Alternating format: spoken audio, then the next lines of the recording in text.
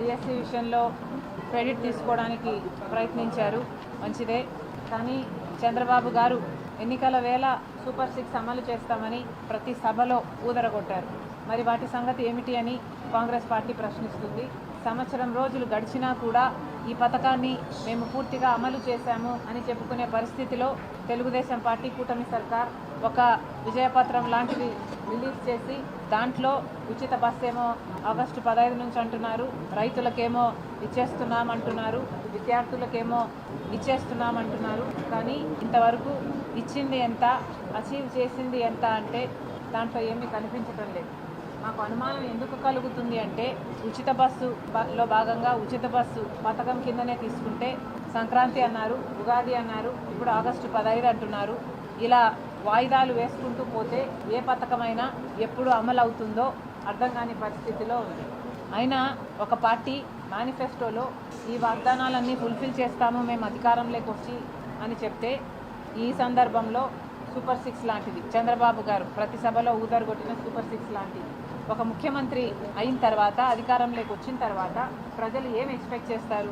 ప్రజల ఎక్స్పెక్టేషన్ ఏమిటంటే అధికారంలోకి వచ్చిన వెంటనే ఏ పార్టీ అయితే వాగ్దానాలు చేసిందో ఆ వాగ్దానాలని ఆ పార్టీ అధికారంలోకి వచ్చిన వెంటనే నెరవేరుస్తుంది అన్న ఎక్స్పెక్టేషన్ ప్రజలకు ఉండడం సహజం, భావ్యం కూడా. కానీ చంద్రబాబు గారు కూటమి సర్కార్ అధికారంలోకి వచ్చి సంవత్సరం రోజులు అయినా కూడా ఇంతవరకు కూడా ఏ ఒక్క పథకాన్ని పూర్తిగా అమలు చేయలేదు. 3 సిలిండర్లు సంవత్సరానికి ఉచితమన్న పథకం కూడా 3వ సిలిండర్ ఇంతవరకు అయినట్టు లేదు. ఇలా ఏ పథకం తీసుకున్నా అరాకొరగా సాగుతుంది. అన్నిటికంటే ముఖ్యమైనది విద్యార్థులకి తల్లికి వందనం పథకం కింద ప్రతి ఒక్కరికి 15,000 రూపాయలు ప్రతి సంవత్సరం ఇస్తామని కూటమి సర్కార్ సూపర్ 6లో భాగంగా వాగ్దానం చేసింది. మరి ఈరోజు చూస్తున్నాం 87 లక్షల మంది విద్యార్థులు ఉంటే దాంట్లో 67 లక్షల మందికి మాత్రమే ఇస్తామని చెప్తున్నారు.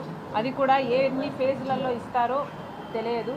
అది కూడా పోయిన సంవత్సరం ఇయ్యనే లేదు, ఇప్పుడు ఇస్తామంటున్నారు.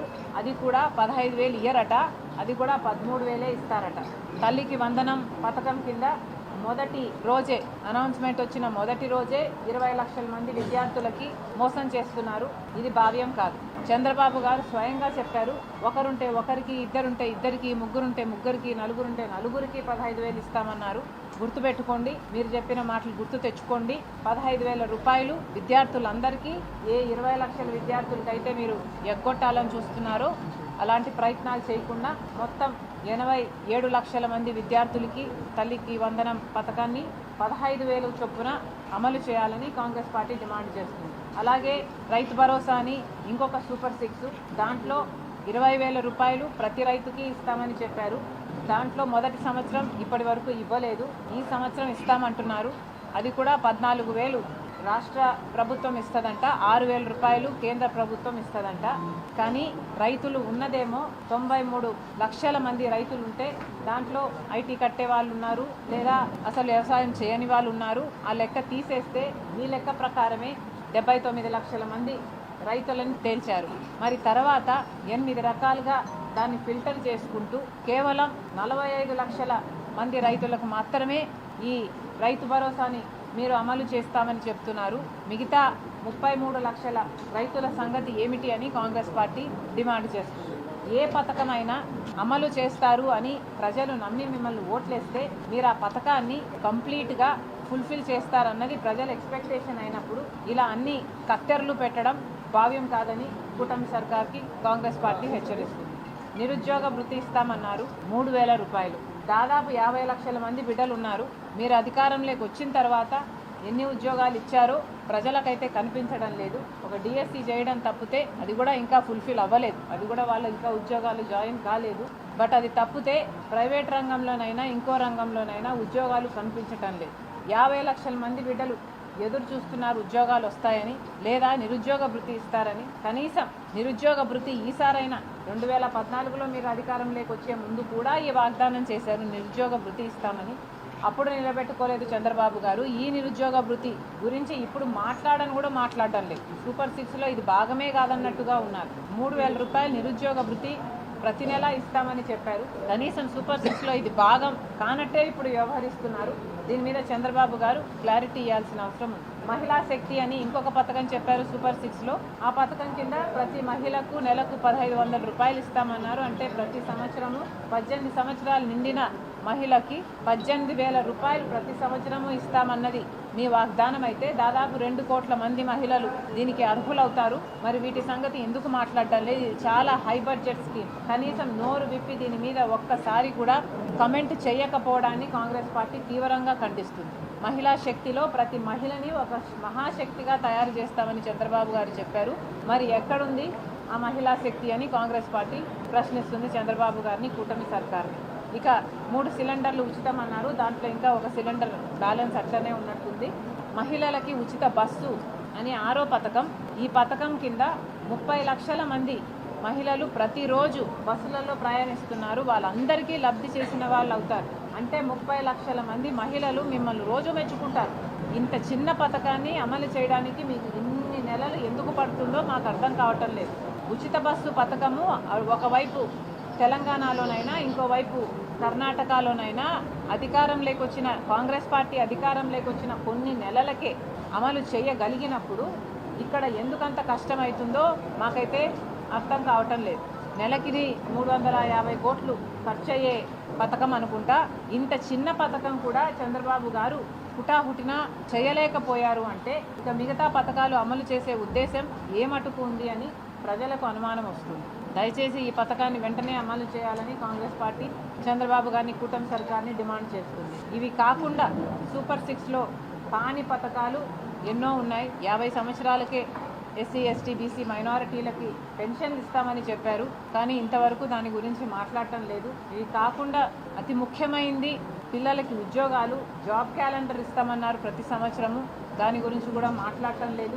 జాబ్ క్యాలెండర్ ప్రతి సంవత్సరము ఇస్తామంటే మీ జాబులు ఇచ్చే ఉద్దేశం లేనట్టే కదా మీరు క్యాలెండర్ ఇవ్వకపోతే. మరి దాని గురించి కూడా క్లారిటీ ఇవ్వాలని కాంగ్రెస్ పార్టీ డిమాండ్ చేస్తుంది. ఇప్పటి వరకు కరెంటు ఛార్జీల కింద ప్రజల నెత్తిన పోయిన గత వైసీపీ సర్కారు జగన్మోహన్ రెడ్డి గారు 5 సంవత్సరాలలో 32,000 కోట్ల రూపాయలు అదనంగా కరెంటు ఛార్జీల రూపంలో ప్రజల నుంచి వసూలు చేశారు. చంద్రబాబు గారు ఎన్నికలకు ముందు జగన్మోహన్ రెడ్డి గారు 9 సార్లు కరెంటు బిల్లులు పెంచారు. 32,000 కోట్ల రూపాయలను ప్రజల నుంచి అదనంగా తీసుకున్నాడు. నేను అధికారంలోకి వస్తే కరెంటు బిల్లులు తగ్గిస్తాము, 30% తగ్గిస్తాము, మేము పెంచబోము అని చంద్రబాబు గారు వాగ్దానం చేశారు. మరి చంద్రబాబు గారు మీరు కరెంటు బిల్లులు 2 సార్లు పెంచారు.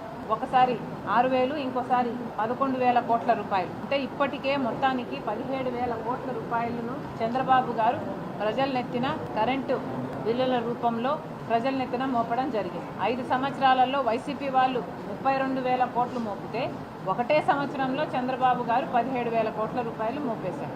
ఇది ఏం పద్ధతి అని అడుగుతున్నారు. మీరు ఇచ్చిన వాగ్దానం ఏమిటి? మీరు చేస్తున్నదేమిటి?